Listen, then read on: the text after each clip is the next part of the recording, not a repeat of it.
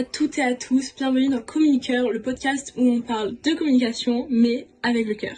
Je suis Shana, je suis étudiante en BTS de communication, et une fois par mois, je te propose un petit brief sentimental. On y parle de pub, d'émotions, de relations et de tout ce qui fait qu'on communique quand on aime ou pas. Aujourd'hui, je suis pas seule, je suis avec ma copine Julia. Salut. Coucou Shana, je suis trop contente d'être là. Et on va parler d'un sujet qui nous touche beaucoup toutes les deux, les relations toxiques. Et comment, bizarrement, elles ressemblent parfois à des stratégies de communication ratées.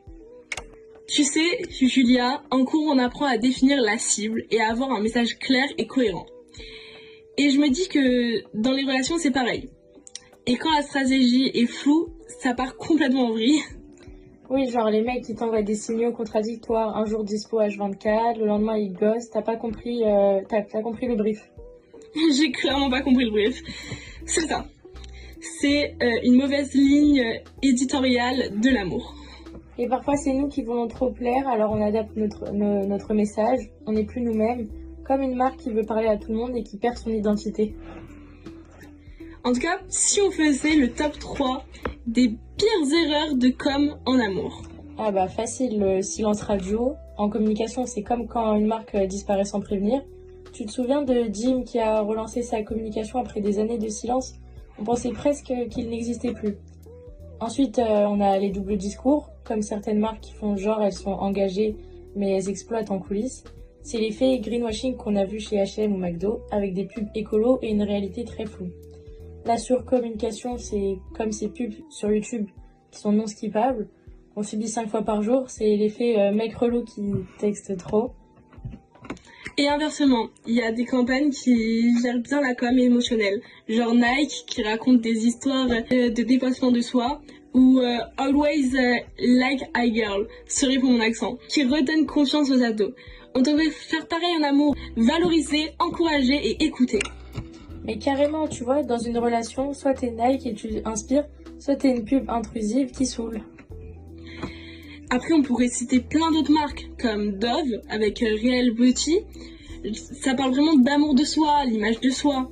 Intermarché, l'amour, j'adore cette pub. Elle dure vachement longtemps quand même, mais c'est un parfait épisode sur les petits gestes du quotidien. Une que j'aime aussi pas mal, c'est Itch. Si t'appelles, on vient. Pour parler de présence dans l'amitié, mais on peut aussi en parler comme pour l'amour. Ok. Du coup, toi, Julia, t'as trouvé une meilleure stratégie depuis ? Oui, parler quand je suis pas bien, pas seulement quand je suis en crise, et surtout dire ce que je ressens, pas ce que je pense que l'autre veut entendre. Moi, c'est accepter de pas toujours plaire. Même une bonne marque a des haters. C'est pas grave, l'essentiel c'est d'être aligné. Et puis comme en communication, il faut savoir quand même faire une pause stratégique, silence, recul, puis nouveau message.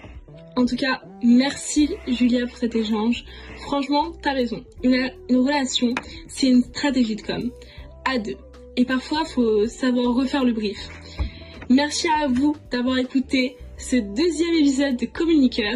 Si ça vous a parlé, n'hésitez pas à partager à vos copines, à vos crushs ou peut-être même à vos ex, qui sait.